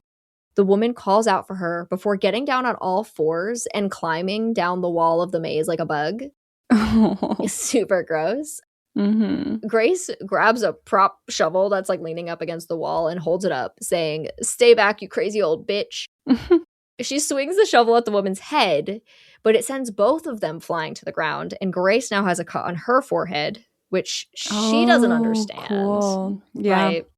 She stares down at the old woman on the ground with the matching wound. Suddenly, the woman jerks up and starts doing some crazy contortionist movements, her body bending and cracking and all of that. The woman lunges at Grace, and they end up in a full-blown chase sequence. Grace dropped her phone, but Dean can still hear her scream, so he picks up his pace in looking for her. Grace crawls through a small tunnel in the maze, and the woman crawls in after her, but she's crawling upside down, because of course she is, why not? Yep. She manages to get a hold of Grace's leg, and she shoves her nails into Grace's calf. She then flips her over and starts to shove her fingers down her throat. And Grace manages to escape the woman's grasp and crawl out of the tunnel. The tunnel leads her out into the dead center of the maze, where the bell is located. She crawls toward the bell, calling out for Dean, trying to get his attention, all while her skin is starting to rapidly age. Grace hears the bell ring, and she looks up as the old woman dangles down from the bell with a screech. The woman, while upside down, grabs Grace's head in her hands and places her mouth to her own. The old woman seems to breathe death into Grace's mouth as she ages, her body first becoming wrinkled before becoming blue, pale, dead. With her final breath, Grace is able to reach up and ring the bell. Just then, Dean, Tanner, Ellie, Chris, and Rel all arrive on the scene. All they can see is an old woman dressed in Grace's devil costume, like hanging from the bell. And Dean's face falls. We do a time cut. Sometime later, the friend group, I put in quotations because I don't know if you could call them that, right, is in the school gym, and Dean is continuing to deny that that could have been Grace. Yes, she was wearing the same clothes, but it couldn't be her. Chris and Ellie are doing everything they can to convince him of the curse and what it means for them. All of their deaths have been summoned since they heard the whistle at the pool that day. Dean continues to push away these theories. He doesn't want to hear it. And then Rel and Dean end up getting into a fight because Rel knows that Dean was the one who dared her to blow the whistle. He blames him for Grace's death. They go at one another until Chris breaks them up. Rel, feeling hurt, runs off, and Dean storms away angry, saying he's going to get drunk and wait for Grace to come home. And that's the end of Act 2. You do that, Dean. Yeah. Okay. So that's cool. I was wondering that. Well, I'm assuming she just would have died of old age. Yes. Yeah. I don't remember if we get to a point where, like, that is, it's old age for her. And that's the first thing, like, I thought, but I did just kept my mouth shut for once and was like, let's just see if it happens. But I love that they included that because that's the first thing where I was like, okay, well, what if they don't have, like, this really weird, traumatic death? Like, what is that going to look like? So yeah, just breathing it into her. Grace, she had her moments. She had other moments, but, you know. She wasn't the best, but when it's easy to look okay next to Dean. Exactly. Yeah. So it's like, oh yeah, okay. I only have one question for you. Oh. In the second act. Interesting. And the question is, would you believe Ellie and Chris and stay together with the group? Both Rel and Dean kind of storm off at the end of this. Yeah, I'm a scaredy cat. I don't care what anyone says. Like, if they have any reason to be like, we should stick together, I'm like a yes. Because I'm scared. Yeah. So, and even if I didn't believe them, I feel like I would stick with them just because to make them feel better. Yeah. I struggle with this a little bit because it was like the dynamic of this group that was really putting me off, because it's like, first of all, Dean's just really upset and he doesn't want to accept what he's being told. So like that's why he storms off, and obviously Rel is also devastated because they both loved Grace. And then like Chris doesn't even like these people. I don't know. So I went low, but who did you like mostly put yourself in the shoes of? I feel like this? With this movie in general, I kind of did a combination of everyone. Yeah. Just because it's, you know, very much that ensemble kind of vibe. Yeah. Okay. And like Grace went off because of like just drama pissing her off. Like why? How did she end up alone? Dean and Grace were playing a game in the maze. Like they were. Yeah. So she was just like with her boyfriend. Yeah. It's not even like she didn't do anything.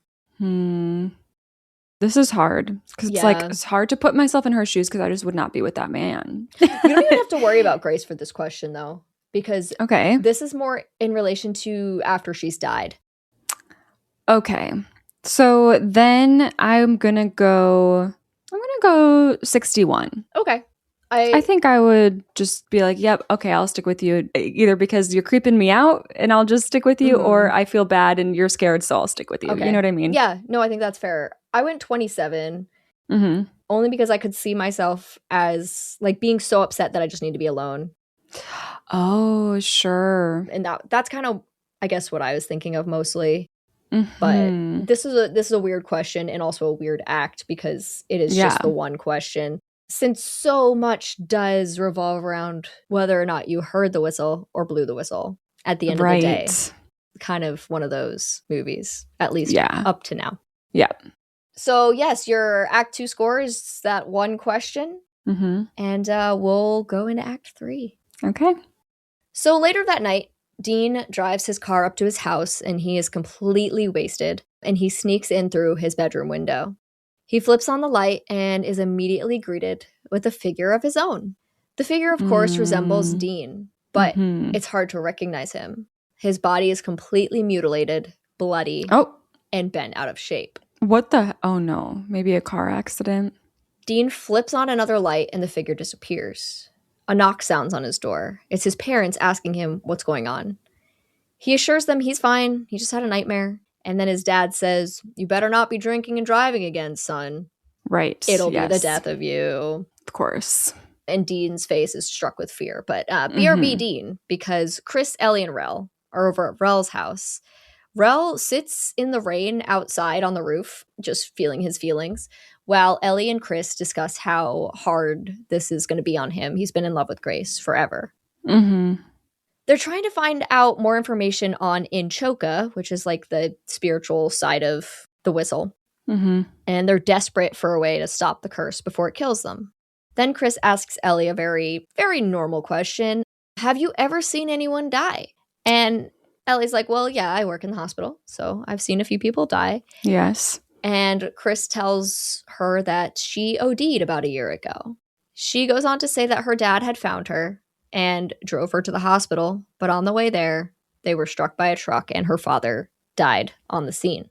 Oh, so this is one of those. I hate when they do that. Yeah. I mean, I don't hate it. I hate it in movies when they do that to the audience.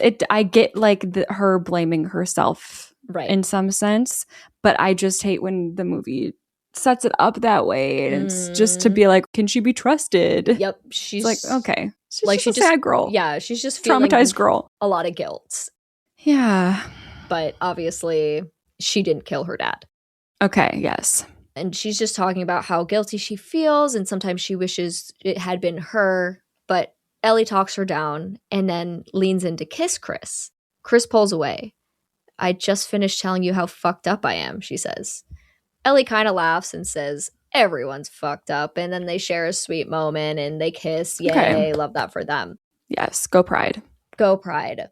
Meanwhile, Rel is still sitting outside in the rain, holding the teddy bear that he won for Grace as thoughts race through his mind. He hears the voices of his friends talking about the whistle, and suddenly the rain turns to blood. Rel can hear the sounds of grinding metal, and we see flashes of machinery. A hand sucked into a machine, and then bang, Rel snaps out of it. That's horrific. Yeah, just a little. Just kind of, I hate big machinery. It's so scary. Yeah. So scary. The next day, Ellie, Chris, and Rel go back to see Mason's grandmother again. They are hopeful that she might have more information on how to stop the curse. But when they arrive, there's a nurse on the property. He tells them that she's taken a turn for the worse, so they better be quick. The friends enter the woman's room and tell her that it took one of their friends, and they ask her what they can do. She tells them that once death has been called upon, it will not go away, but you can change its course. You have to give your death someone else's life. When your death is near, mark another with your blood, and you will be spared. As the woman explains this reality, Chris glances up into the mirror and sees her dead self standing just behind her. She has a needle sticking out of her arm. It is inevitable, but living is up to you, the woman says, before she literally flatlines and dies, which is it's so corny and I love it. Thanks, Grandma. Yeah, she's like, living is up to you. And yeah. Right. So this is kind of giving a little bit of Final Destination vibes. That's one of 3 movies that I reference in my review. There's 3. Okay. There's 3 total movies, and Final Destination is one of them. I wonder if by the end I can guess them all. Yes, I think you'd be able to. And I would I think I wrote about it in my script, but I was afraid to say the movies because spoiler. Right. You know what I mean? But anyway, we'll get there when we get there. So now Chris, Rel, and Ellie have to take in what they've just been told. As they leave the house, Rel and Ellie are going at it because Rel seems to think they have a solution to their problem, while Ellie insists that she's not going to go through with any plan that requires murder. Right. Chris pipes up to tell them that she saw her death just now and she knows she dies by overdose. And with that knowledge specifically, she says she would rather die. She doesn't want to use again, first of all, and she doesn't want to hurt anyone. She'd rather just accept her death. Yep. Ellie says that they'll all be okay if they just stick together, but Rel doesn't believe that.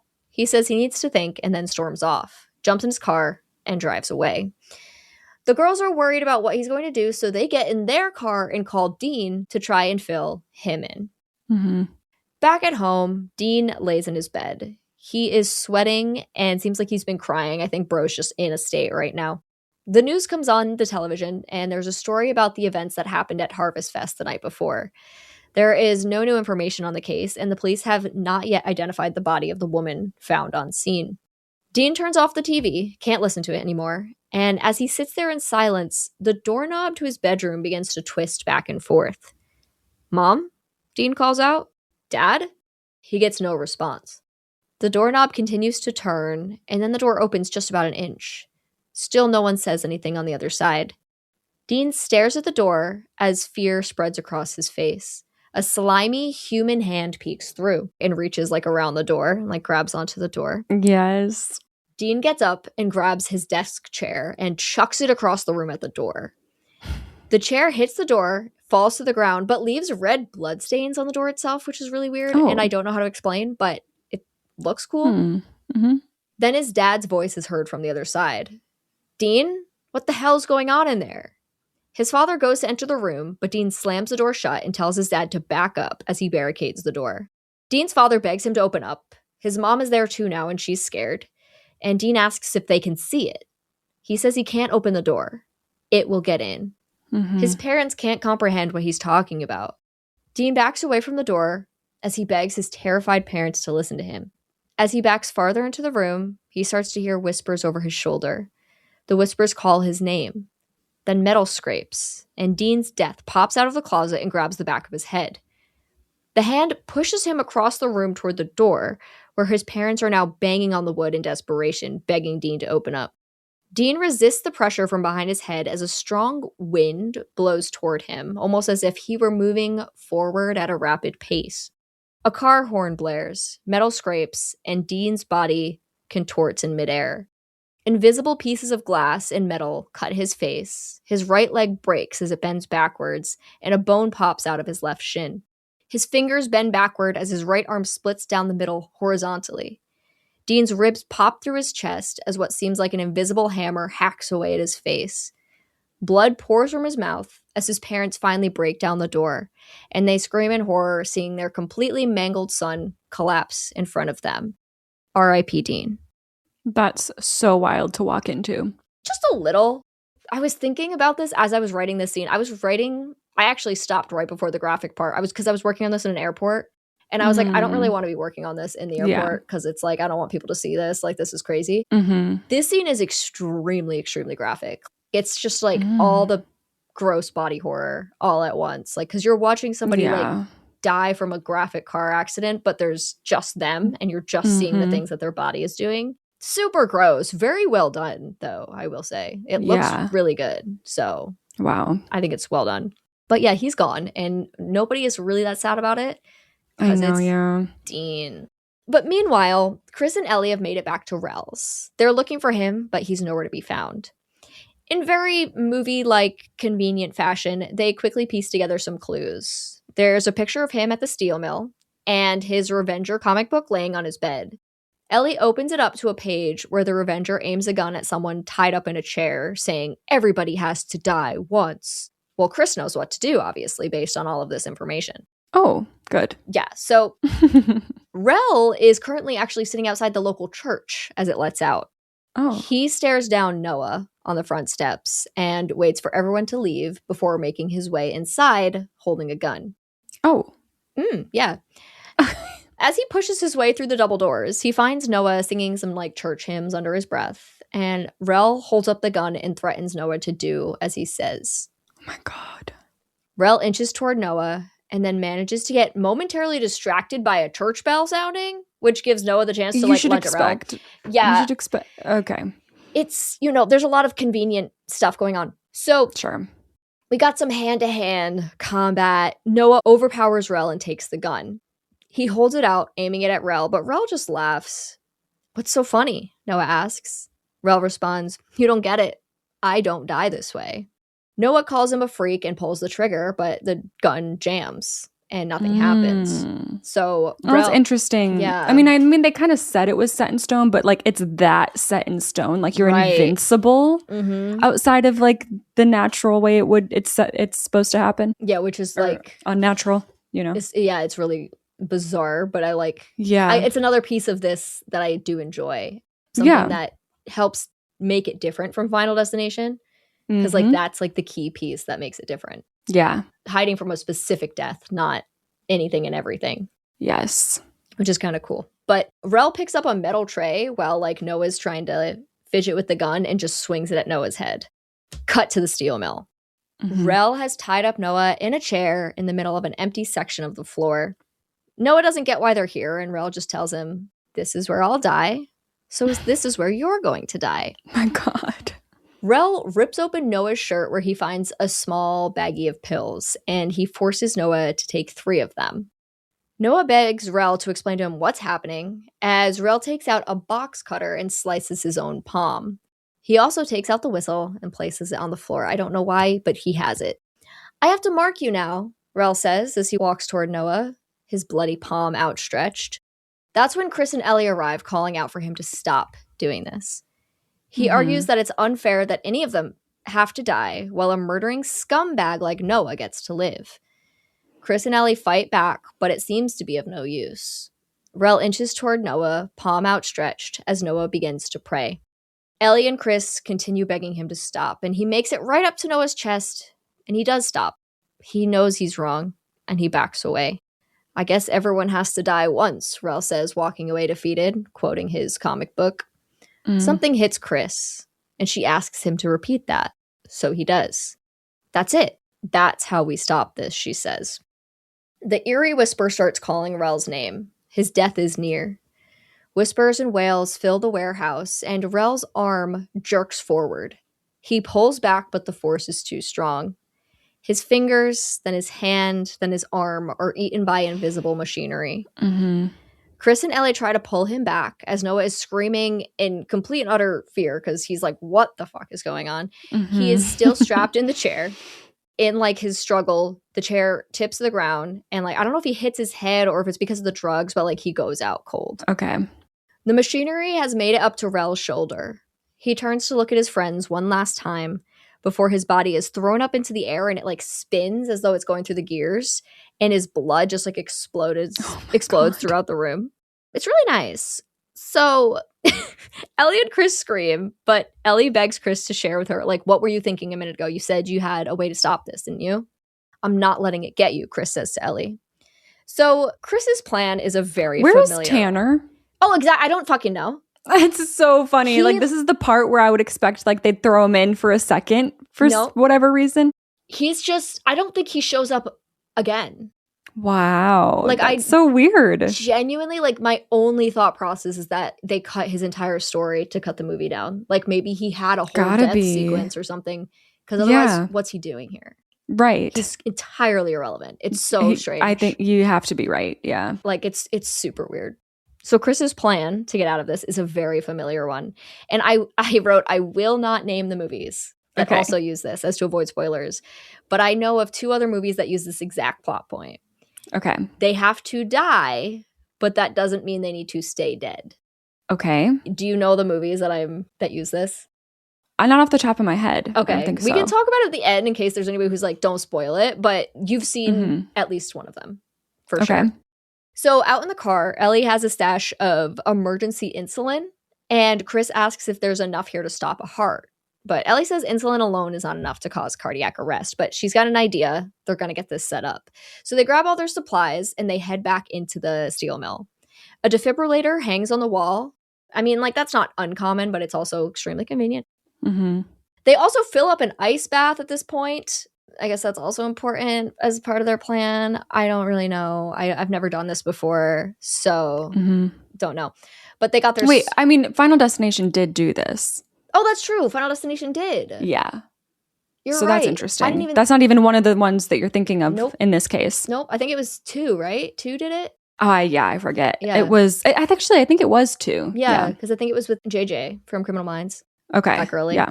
So basically, yes, Chris is going to inject Ellie and then wait for her to lose her pulse. They use some fancy chemical and medical words that I don't understand. I just choose to trust the writers here. But essentially, pulse stops, more medicines are injected, use defibrillator, back to life, bang, right? So Chris is getting ready to do this process to Ellie, but all of a sudden, Ellie just stabs her with the needle first. I have to make sure you live, she says. She has good intentions, but Chris is actually, her brain flashes to all the times she's seen her own death, and like, this is the needle that she's seen in her arm every time that she's seen her death. So it scares her a little.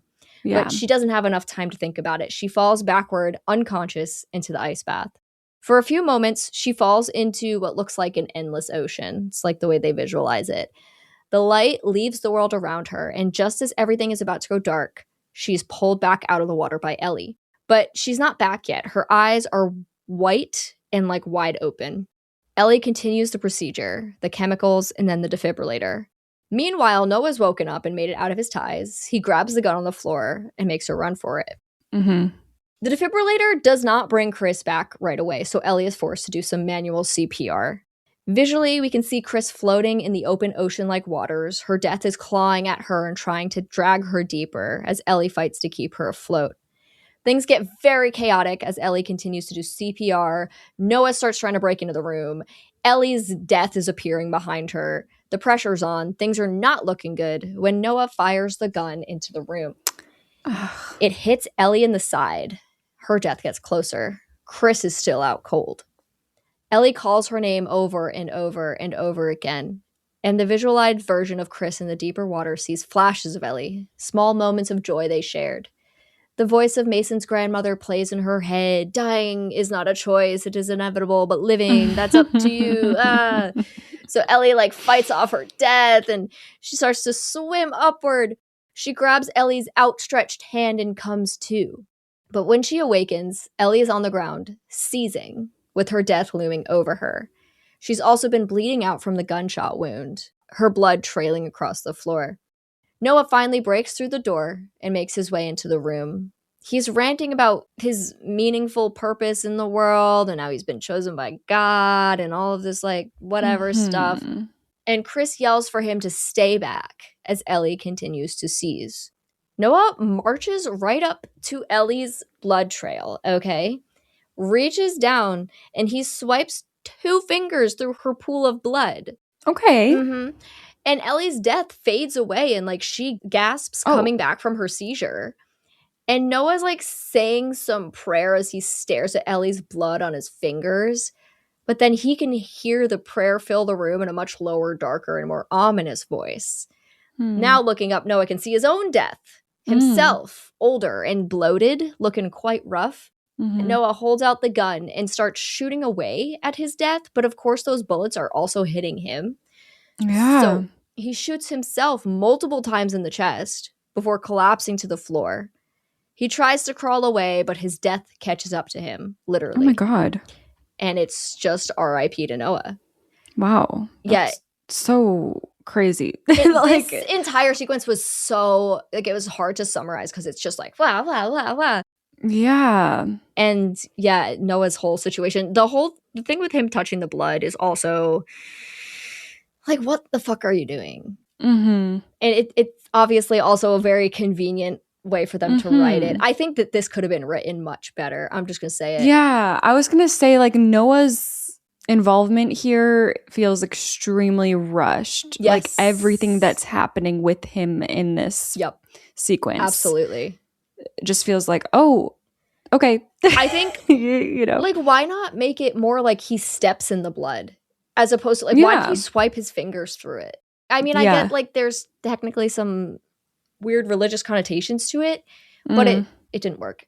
But it did happen, so.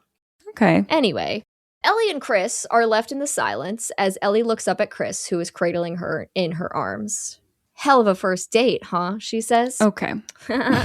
Corny ass lines. We love those. Yeah. Anyway, we cut to 3 months later. Chris walks down the school hallway while her little internal monologue plays in her head.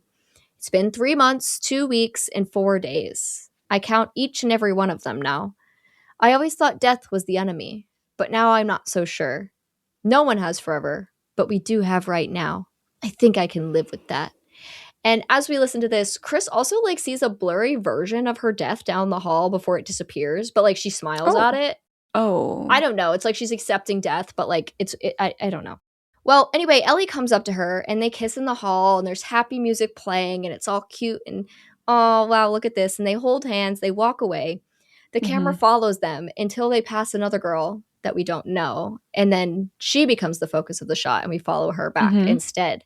The girl walks up to her locker and opens it up. Eerie whispers kick in, calling the name Asha. She quizzically reaches into the locker and pulls out the whistle. Now the credits roll. And this is where I stopped watching the first time.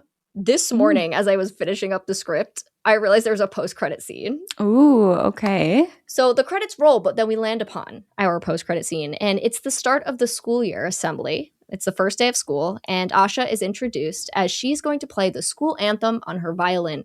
She gets up to the podium, pulls out the whistle, and Ellie and Chris stand up and scream for her to stop. But she blows on the whistle straight into the microphone for the entire school to hear. And the movie ends. I hate the post-credit scene because it's like, no, like they just went through all that and they survived and now they just heard the whistle again. Like, what the fuck? But yeah. Anyway. Also, you can't even set up a sequel like that. A sequel with that amount of people just wouldn't work. No, because like, what are you going to do? Yeah. Like, so it's like, get out of here. Get out. But that is how this movie ends. Wow. It's crazy. Yes. It's a fun movie. Yes. I think that's the first word that comes to mind for me as well. Exactly. Very fun. I like that it's a twist on Final Destination. You know, like, yes, death is looking for you, but there's a very specific way in which it does that. I'm going to say the other movies now. If anybody's... we're going to talk about it. I have something to say. Okay, please say it. So my guess is... Well, I only have 2 guesses. Yep. I want to play a guessing game. I love a guessing game. So Final Destination is one of them. Is Talk to Me one of them? No. Oh. I barely remember the plot of that. Okay. But you might be right in terms of... Maybe Smile. Smile 2. Smile 2. I think it's... Smile 1. It's Smile 1. Okay. Yeah, Smile 1 does the death back to life thing. That's how they beat it. She like... has somebody kill her and then bring her back to life. I don't remember this at all. Yes. But okay. It's just the vibes that were giving me that. Exact same thing. And then the other one, I don't know if I should say because I don't know if you've seen that movie. It's okay. If you say it, I won't know what to take from it. Okay. Wait. Well, that's true. You won't know why. Yeah, it's fine. Fear Street 1994. Oh, yes. Yeah. Okay. I have seen it, but I only saw it once when it first came out. So like I don't have much memory of it. It's the exact same thing. Like kill someone, bring them back. Okay. So this, I guess, is the 4th time I've seen that exact plot point used. Wow. To beat this kind of thing. And I feel like we need to work on that a little bit. If we want to use these plots in the future, we can't be using the same solution. We have to bring originality. Yeah. Yeah. So like it was kind of lame that it went that direction, I think. But I also understand why it did. Yeah. Just because it's, like it is like the one and only way you can escape something like this. And unless you come up with a new thing, which you should be able to. Like I was expecting everyone to die in this one. Yeah. I was expecting them to be like, hey, we can't, pass this on.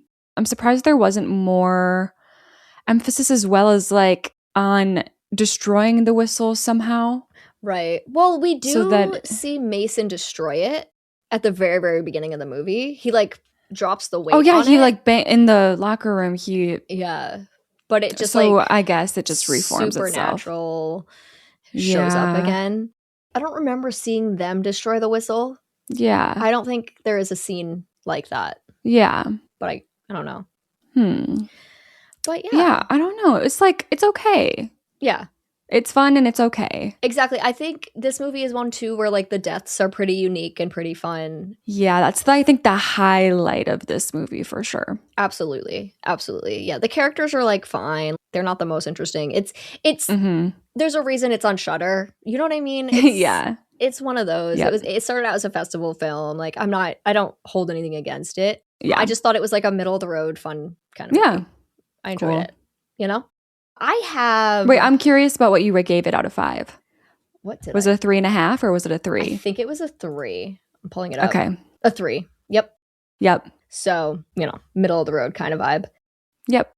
For our worksheet here, I have 7 questions. Ooh. To ask you. Okay. For the final act. So, a little bit more now. Exciting. But remember, this act actually weighs the least amount. Yeah. Because whether or not you're even here is kind of questionable. Yeah. So would you go back and ask Mason's grandmother for a way to stop the curse? Hell no. Well, you know she has information on it. Now one of your friends has been killed. Yeah, I would. Yeah. At first I was like, how long? Because like she just doesn't seem very helpful. But what else am I supposed to do? Exactly. So, yeah, I would go back probably 99. Yeah, I did 84. Not because I think it's a bad idea to go, just because I'm not sure if I would like think to. You know what I mean? Yeah.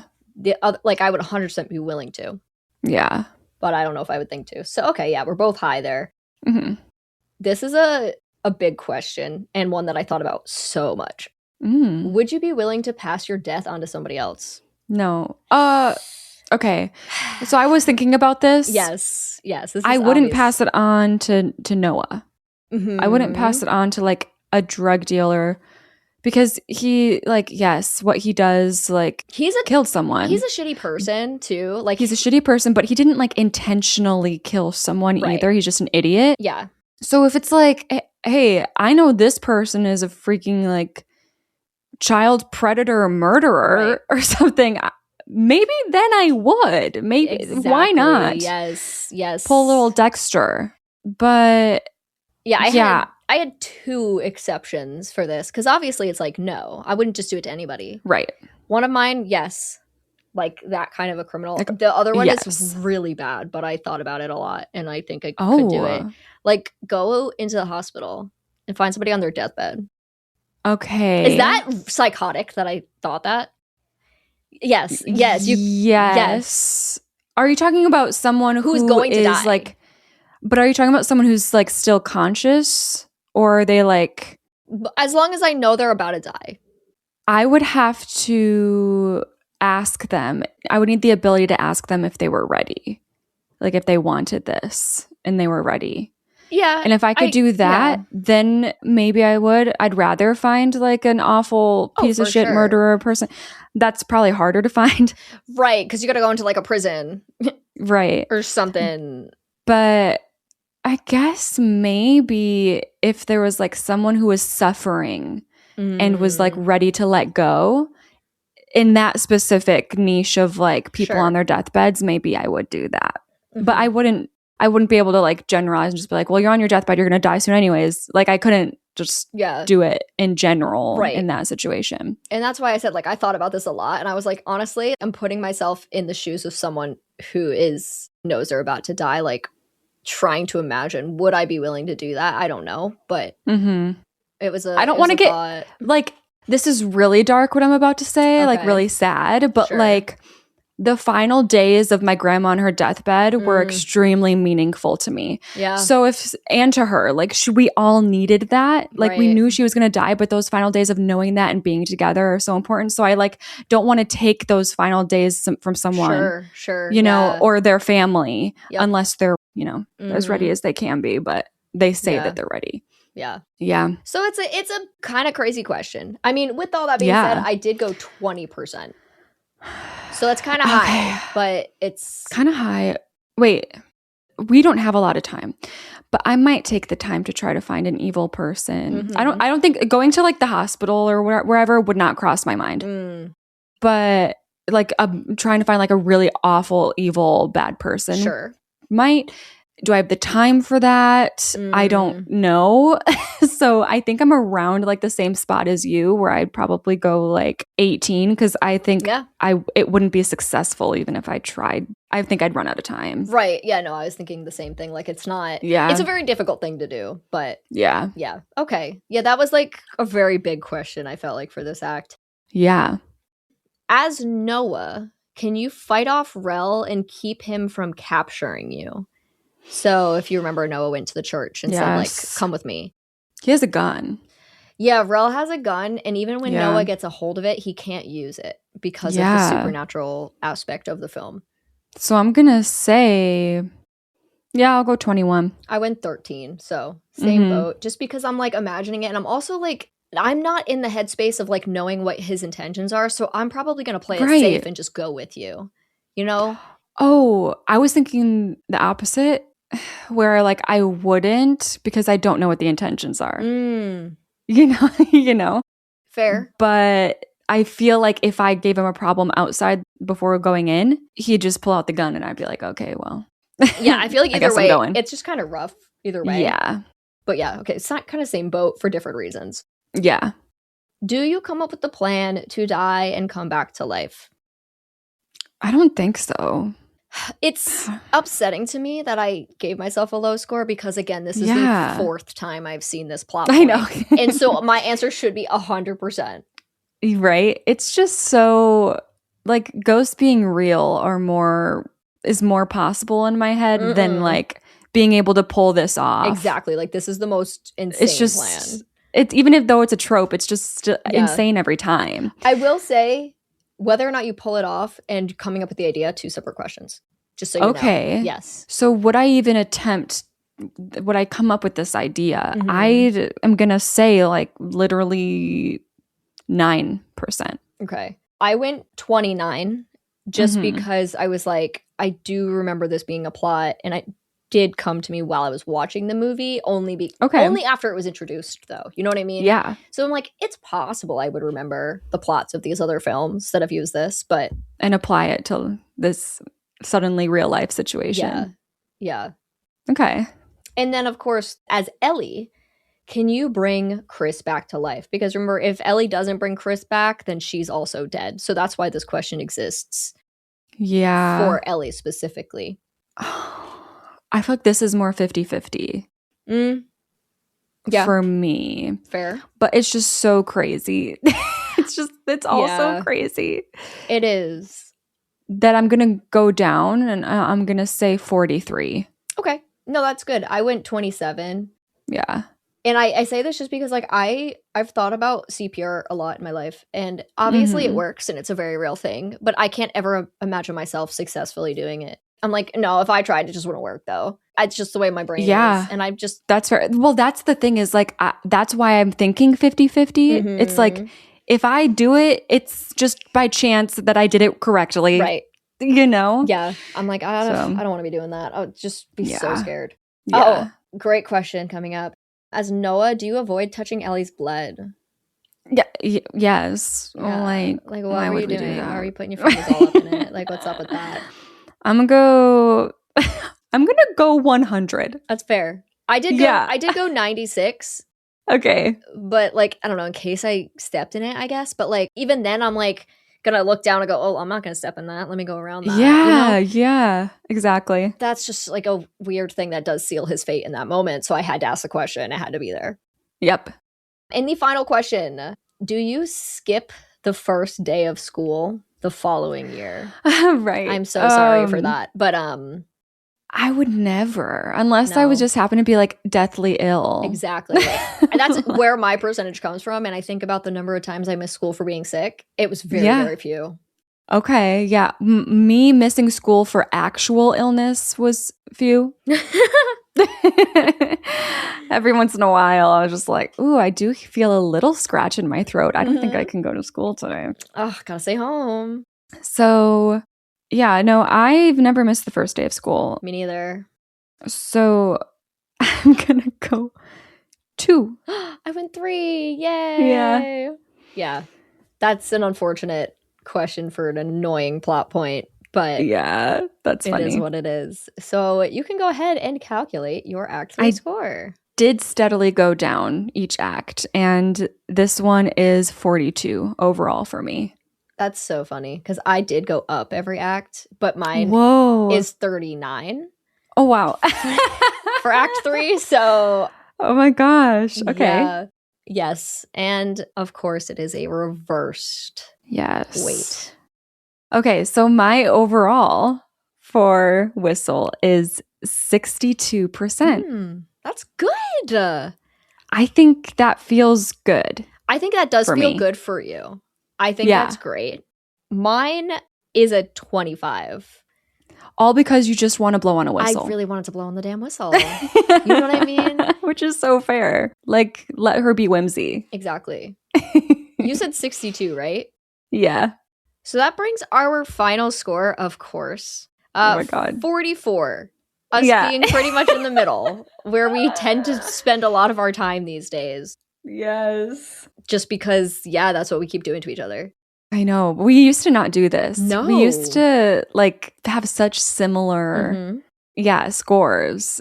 And even if we had different reasons for them. Yeah. You know what I mean? It's the worksheet. Because it's like simple things where you're like, oh, obviously I wouldn't do that. I'm like, obviously, what? That would be so dumb. I've realized that's where it comes from. That's so funny. I'm getting myself into the situations, I think, more often.